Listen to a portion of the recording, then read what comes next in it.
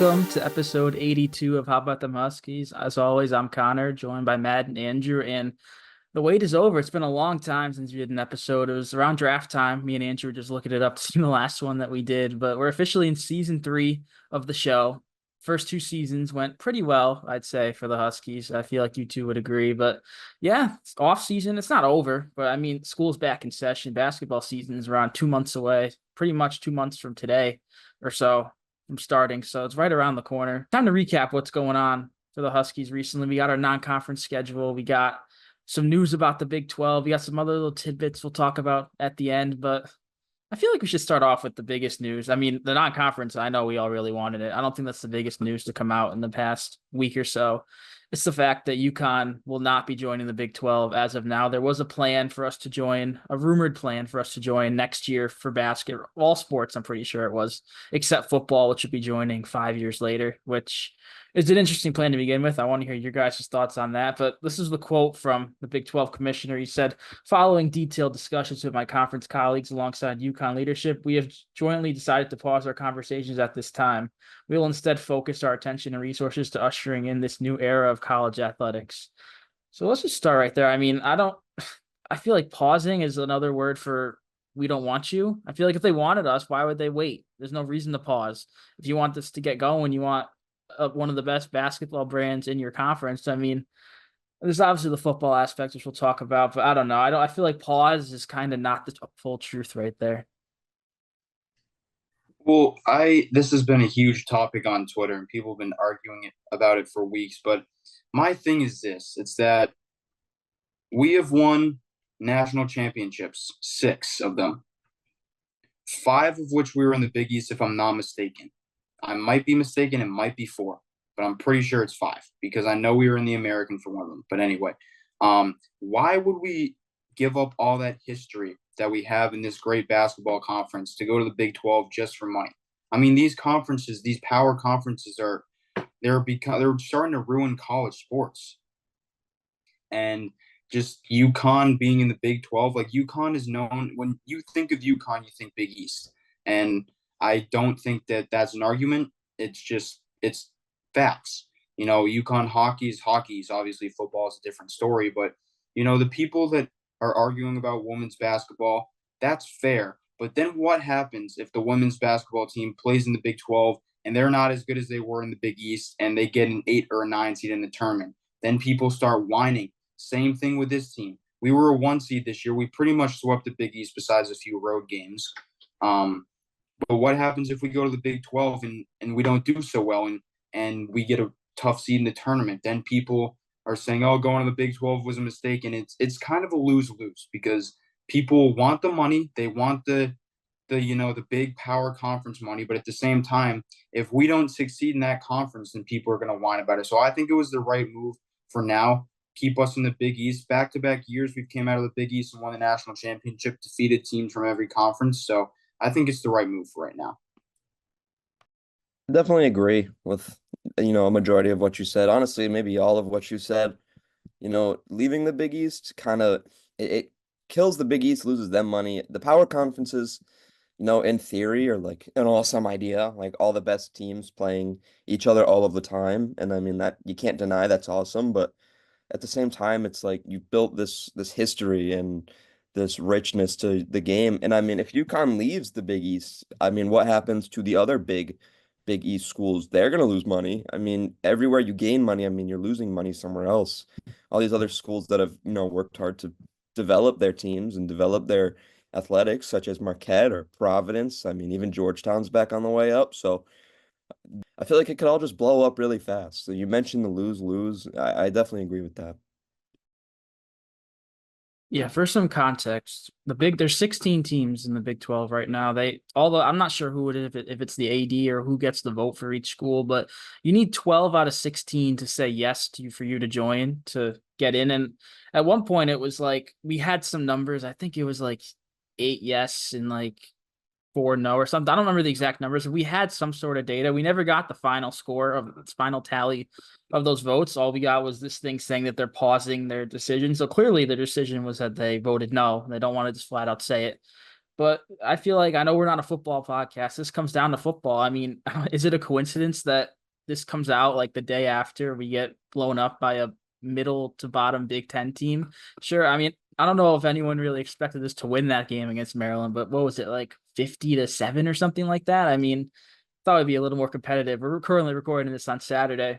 Kind of handed to Merrimack right now in the first half, so maybe they should have waited a week to make that decision. But yeah, it comes down to football program that I mean, they don't show that many signs of. I mean, they show signs of improving. Don't get me wrong with all this NIL and bringing guys in, bringing in these power conference transfers, but it's still a while for them to get up to the level of a Big 12 school, a Power 5, now Power 4 school. It sucks. That's the reason. I feel like our basketball should almost like, and it certainly outweighs it. I feel like it should outweigh it enough to the point where who cares if football's bad if you have a top 5 basketball team every year. But I don't know. I feel like that was a big part of the decision, and I don't know. I'm surprised these talks came back up again. Honestly, last year was a major discussion. This year it kind of came out of nowhere until it became a thing again. But if this is a thing every year, I don't know. Eventually, it might have to click. I don't understand why they just expect things to change with football. Nothing has changed. They made the bowl game, what was it, 2 years ago now? But I mean, even since then, it's been horrid. We won like one game last year. It's not going to be a thing until they're like actually in, a bigger conference. Nobody wants to come to the Big East to play football. I'm sorry, but until we're in a bigger conference, I don't expect anything to change. Once we reach, a Big 12 type conference, players will start coming, players will want to start playing in that competition. But I mean, until then, we can't just usher in players and have the team be good once we're ready. That's not how it works. Yeah, I agree. It almost seems like they want us to have a Big 12 caliber team before joining. That's just not how sports work. If you're a top recruit, you're like, I'm going to go to UConn because in 2 years they'll be in the Big 12. But right now they're independent, having to schedule a different team every week. And it's just, I don't know. I'm not too big into the football side of things. I support them. I hope they win all their games, but I'm not a diehard. I know there are a bunch of you, maybe some of you that are listening that know a lot more about UConn football than I do. But all I know is that this was a major factor in this decision with the Big 12. And if it doesn't happen now when they had that very clear plan, will it happen? I don't know. I feel like the ACC, that could be something that comes up at some point because who knows what's going to happen with them. They have a bunch of like Florida State and Clemson that kind of like want to leave, and it's all a mess. All the conferences, it's changing every year. I feel like at some point UConn's going to have to jump on it and get into those power conferences just for the money side of it. As unfortunate as that sounds, money talks, and you lose some Big East rivalries if that happens. But I mean, it is what it is. I feel like you can't pass up on some of the money that would be offered from these high conferences, especially if you want to keep on building the basketball program. Even it's pretty high up as it is, but it could really take off if you make this decision. This is the last thing I want to say about this. I think a little differently than you kind of. What about bring the real Big East back? Bring back Boston College. Bring back Pitt. Bring back Syracuse. Get them out of that garbage ACC and bring them back to the Big East. That's how this conference will generate more revenue without UConn having to leave. I think that's what should happen, honestly. If these guys see that they get to play Syracuse, BC, Pitt in the same year, they'll get better recruits without having to go to the Big 12. But I think that UConn football is it's a mess, and it has been a mess since we were all born. Honestly, I think the bowl game, making that bowl game, was a huge overreaction because, like Matt said, we won like 2 games last year. But I think that if they're really going to blow up these conferences, and these conferences are just going to be a complete disaster, bring back the old Big East. Start with Pitt, Syracuse, and BC. Bring them back in here. This will be my last point. I kind of just have some fun building off that. Say like the ACC, say Florida State wants to go, Clemson wants to go, and I mean this is a stretch. Say like the Pac-12 happens to them, where everyone wants to go their separate ways. We just rebuild the old Big East. We'll take UNC and Duke as well. They weren't in the old Big East, but they need somewhere to go. I doubt they'd go to the SEC, honestly, because that's more football than basketball. And Duke and UNC are certainly basketball schools. That would be something that would never happen. I mean, I guess never say never, but that's not something that's going to happen anytime soon. But that's just something fun to think about. So moving on past the whole Big 12 talk, which hopefully it's past us until at least this time next year. Hopefully it's not an ongoing topic. It probably will be at least a little bit. But let's go to the non-conference schedule, which finally came out last week. We got 11 games. We already knew probably like 8 or 9 of them, but it was now official. I'll just list them off. 11-6, November 6th, opening up on the Wednesday, not opening night on Monday, which is a little disappointing, but I mean, it is what it is. FS1 does that thing. Fox does that thing where they do like the whip around you know what I'm talking about, like the red zone coverage opening night. So I'm glad we're not a part of that. We got our own standalone game, but that's Sacred Heart coming to town for the banner night, which the sites haven't been announced. That's going to be a gamble, that first game. Then that Saturday, the 9th, new UNH comes back. I'm guessing that'll be at XL. I'll guess where each game's going to be. The next Wednesday is against Lemoyne. I feel like that one will be a gamble. Lemoyne's a new D1 school last year in the NEC. That should be a fairly easy win. Another fairly easy win, Texas A&M Commerce. I had to make sure that was the right school. It was not one of the other Texas A&M branches. Playing them Tuesday the 19th, and then the fun begins. The Maui Invitational, Monday the 25th, taking on Memphis. Our opponent is confirmed for that. Win or lose, the next game will play either Michigan State or Colorado that Tuesday. And our final game, which hopefully, fingers crossed, is the championship game, would be either against Dayton, UNC, Iowa State, or Auburn. And then one last little cupcake that Saturday after Maui, Maryland, Eastern Shore comes back to Connecticut for another matchup after that close game Andrew was talking about a couple of years ago. And then it really gets tough. You host Baylor on December 4th. I'm guessing that game will be a gamble. You go to Texas on Sunday the 8th, and then that following Saturday the 14th, you get Gonzaga at MSG. So before we really jump into this, what game are you guys most looking forward to on there? There's a bunch of really good ones, but which one sticks out? Texas A&M Commerce. Just kidding. I'm really excited to go to Texas because last year at the Empire, I myself probably won't be going, but somebody in this might be going.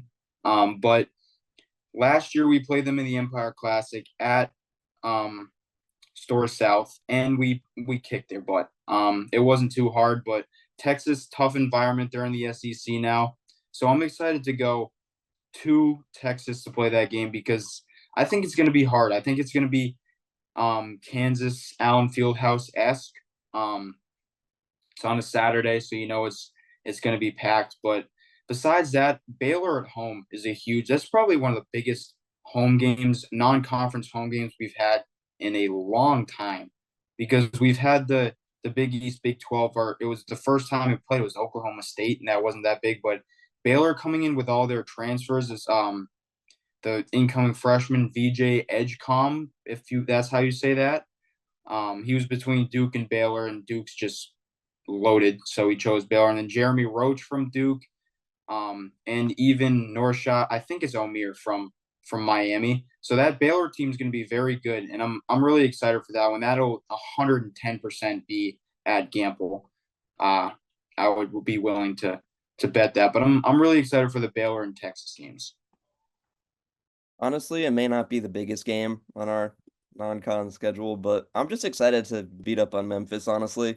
All that history that we had, them in the American, whether it be, extensive history or short history, they really, seem to get under our skin pretty easily. And back to that game where Book Knight dunked on Precious and we won that game. That was the game McCook went out. I don't think we've played them since. And I'm just very excited to be able to play them again, be able to, beat Penny Hardaway again. And obviously the Maui Invitational is a lot of fun. It's near Thanksgiving, so I'm just excited for those games overall.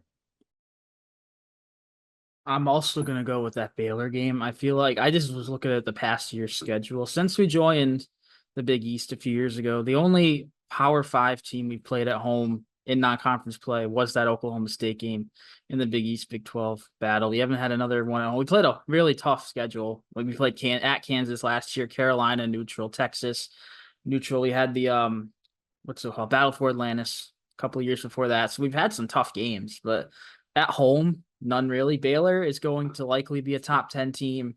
I hope we're a top 10 team at that point. I don't remember the last time there was a top 10 non-conference showdown. You probably got to go back to the old Big East days, top 10 non-conference. That's a tongue twister.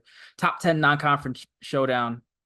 But yeah, Baylor's going to be good. You mentioned all their guys. I mean, it's going to be a good test for us as well because that's the start. That's after the Maryland Eastern Shore game. That's the start of really, there's no easy games after that because you got Baylor, Texas, Gonzaga, 20 Big East games, and then postseason play, Big East tournament, NCAA tournament. You don't have an easy game after that. I don't care if you have DePaul.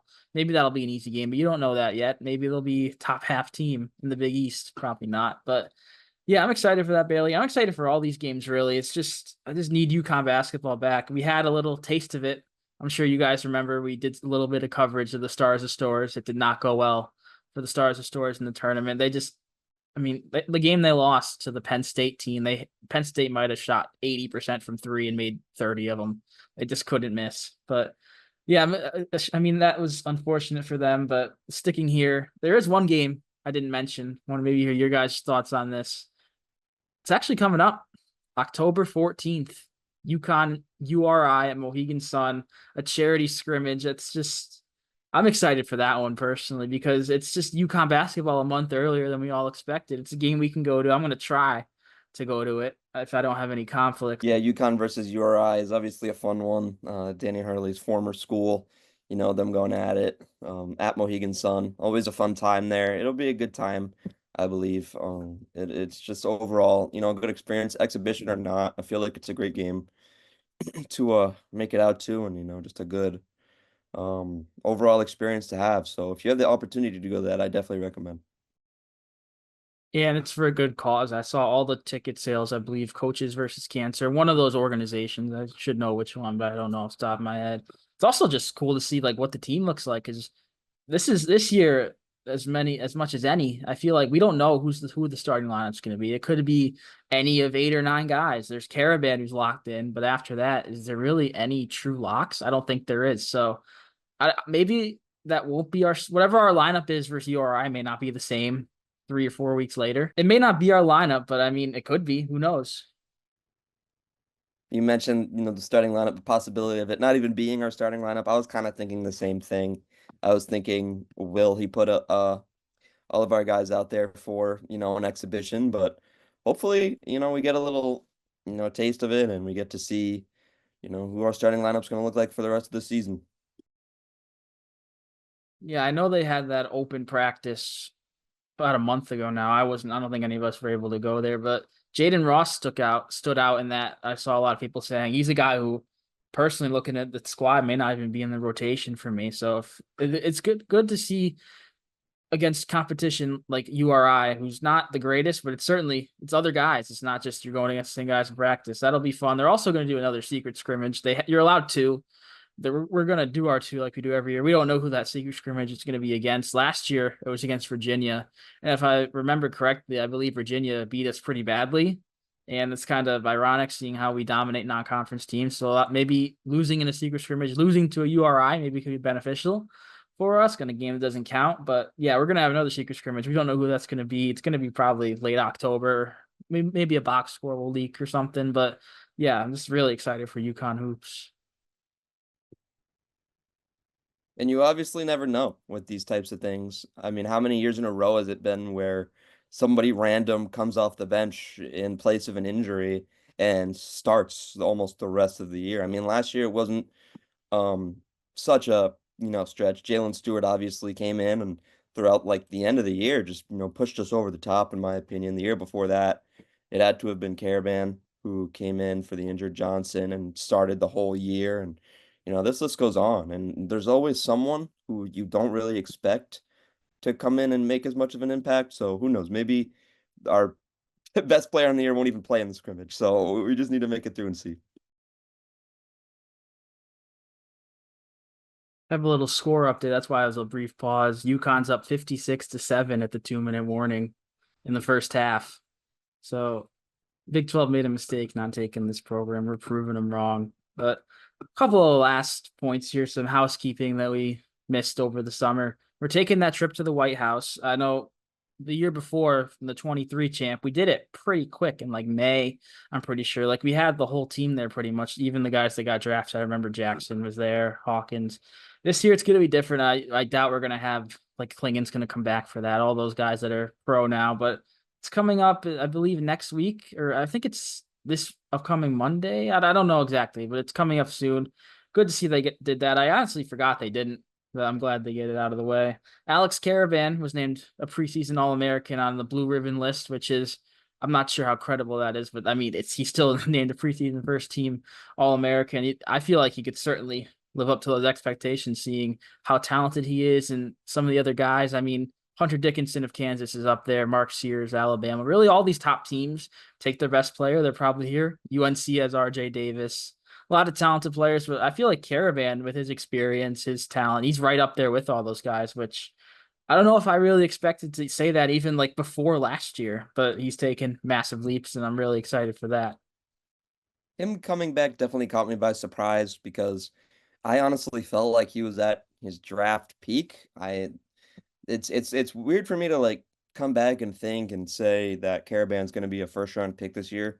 No doubt, considering it's his junior year now, and he's made such an impact. You're coming off back-to-back national championships. I find it hard to really raise your stock, but I mean, I feel like he should be an All-American. I feel like it would be weird for him to come back from, such a great opportunity. Maybe it's the NIL money, maybe like who knows. So, if he doesn't make All-American, I don't really know. I mean, is he going to get drafted this year? It's a big thing. So I'm just curious to see that. I mean, yeah, you would have had to give him some more. He didn't just come back for no reason. Um, I don't think he was quite NBA ready yet last year, and I think he's going to try to be the best player on on this team. I kind of think it's the same as Book Knight and Klingon after their freshman years, where could they have gotten drafted? Probably, but you want that second year or third year for Caravan of experiences. Not quite with Hawkins. He wasn't going to get drafted after his freshman year, but either way, I think he just wanted that more experience, and you knew he wanted to be here. He came here early. He early enrolled in January and practiced with the team before he got here, and he wanted to be here. So it wasn't necessarily a surprise that he came back. And then same thing with DR. Couple points here and we'll finish up. First, this is old news at this point, but new news for us talking about it.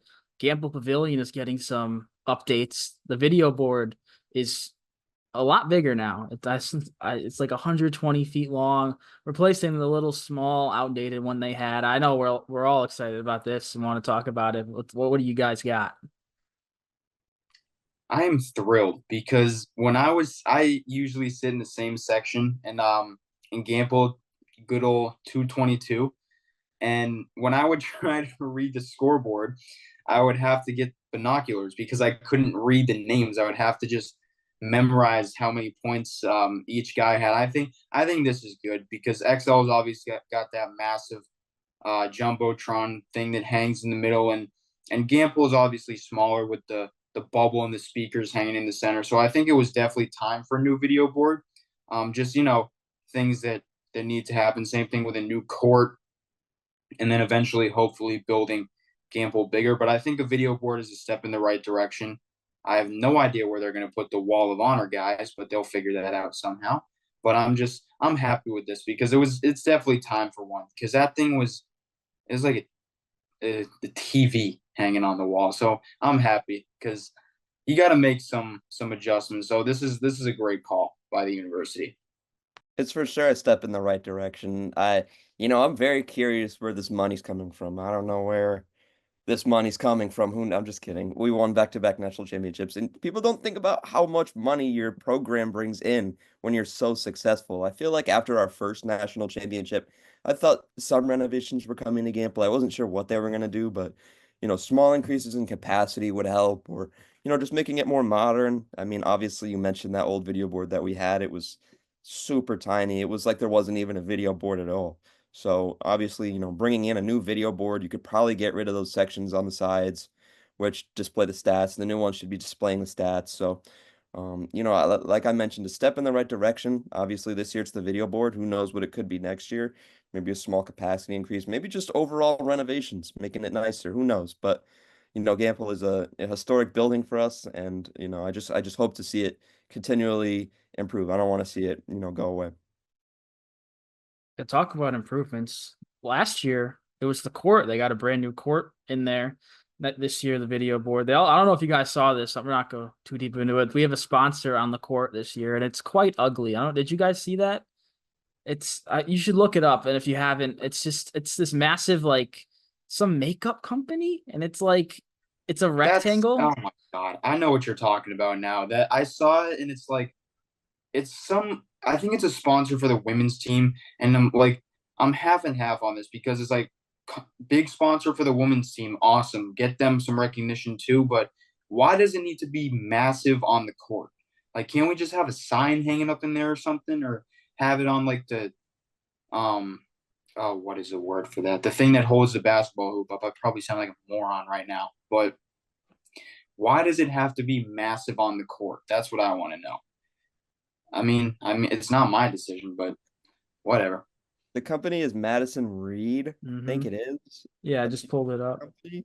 I don't know what it is. I'm not too familiar with the company itself, but um, we did have another sponsor, and I can't remember what the name of it was, but it was blue, and I don't know if it was only at Excel or if it was at. I Oh, can't remember. I see a picture with it, and I'm zooming in, and it's like Yeah, not clear enough I to, can't to see. remember.